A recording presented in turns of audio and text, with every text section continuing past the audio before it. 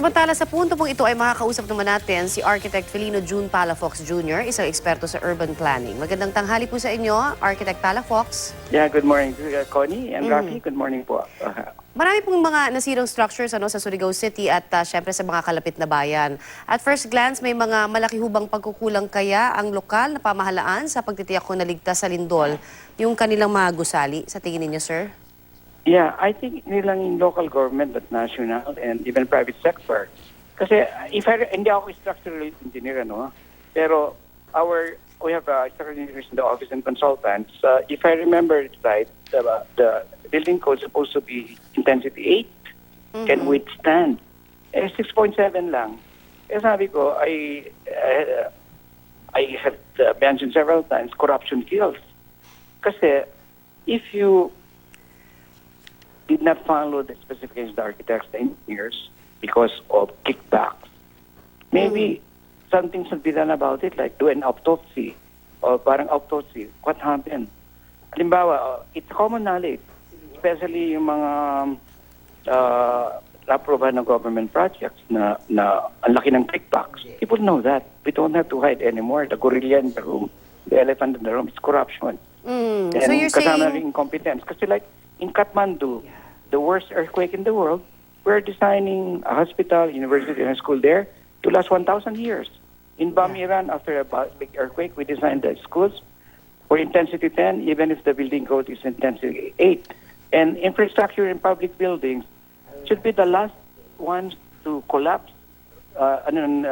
disasters like earthquake. Usually these are the refugee centers. So they should even be stronger than private buildings. So you're saying, sir, na may possibility na baka substandard po yung mga materials na ginamit dahil sa kickback kaya? Yun yung sinasabi ninyo, sir? Oo, nakita ko rin sa Yolanda.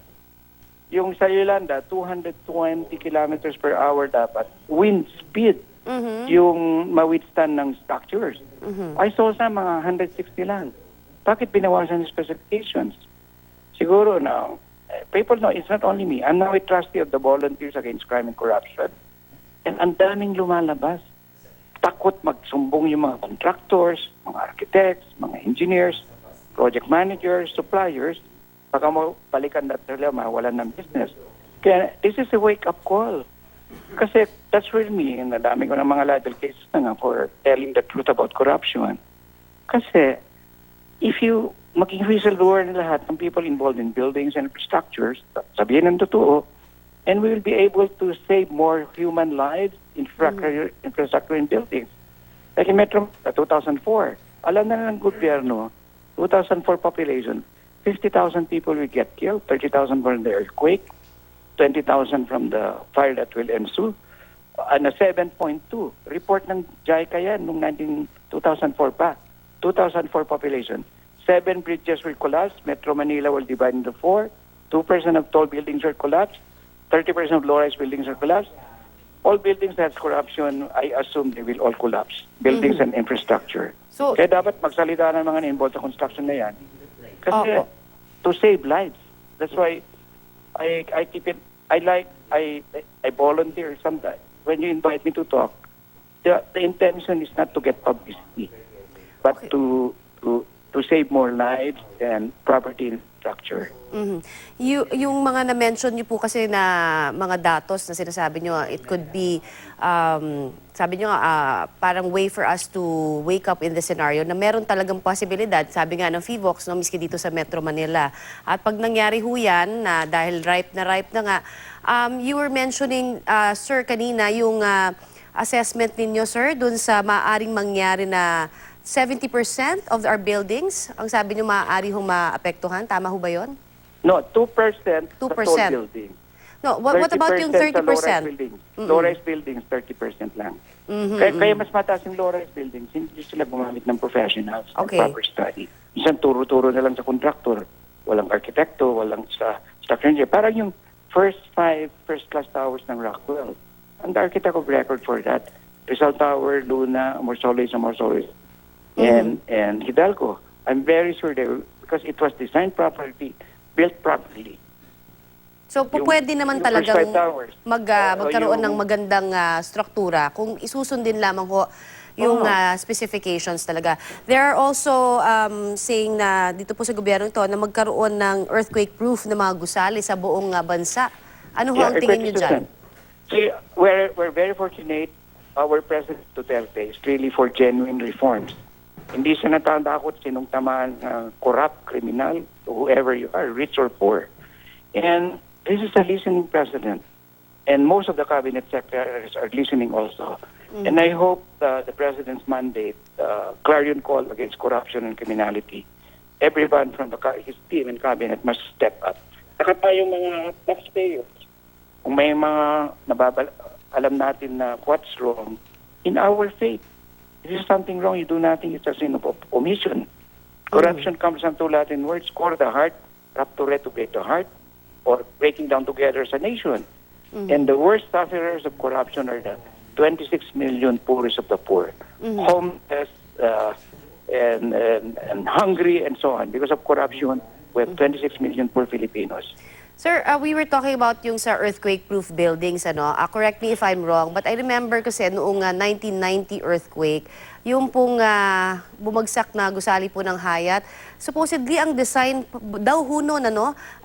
Parang earthquake-proof na yun eh, pero and yet nag-collapse pa rin. Tama ho ba yun? Yeah, people don't call it earthquake-proof, earthquake-resistant. Earthquake-resistant, Earthquake-resistant. Yung mga ginagawa, kasi even there's also inadequacies or obsolete in our building code. Kaya when we did buildings we do, like, in First Five Towers ng Rockwell or Fraser Place behind Citibank, I'm the architect of record here also. We use what engineers call performance-based standards. We follow from the best standards in the world, and we combine it with our local standards para better, safer, smarter, more resilient, more sustainable. And in fact, in Kathmandu, I was instructed by the founder, master of Chuchi organization with founders from 96 countries, design the buildings for 1,000 years, for the next 40 generations. And I reminded them my professional liability is only 25 years. You know what he said? He said, some architects have the heart, they don't have the skills. Others have the skills, they don't have the heart. And I was so humbled because we seem to have it. So foreigners have more confidence in Filipino professionals than some of our decision makers in our country, maybe because of the colonial baggages. Kakalungkot po yun na No, balita, West ano? is best. I don't have blonde hair and blue eyes. Kaya Pero dito ho ba sa inyong sariling bansa may nagko-consult na rin sa inyo pong expertise? mga private sector at saka some government officials who are more progressive thinking. Like Amy Marcos ng Ilocos Norte, the Singsons, the Hagedorns, Puerto Princesa, the new government Particularly there. for this government, sir, kasi Zamboanga. sila yung may gustong magkaroon ng mga Dito, earthquake-resistant buildings. Yeah. Open, si Presidente. I have access to Okay. him. In fact, I just saw him last Friday. So in Davao, kaya I was at the 17th floor of Marco Polo. No damages, but I felt a strong earthquake, and it lasted rather long. And I was telling people in the executive lounge 70th floor to stay away from the chandeliers, stay away from the windows, be closer to the call rooms, be ready to duck under the wooden tables, not the glass tabletops. Pero sa ngayon, ang pinaka-tututukan, sir, yung siguro pag-retrofit ng mga buildings na, We na do dapat that. ng, kumbaga talagang i-retrofit.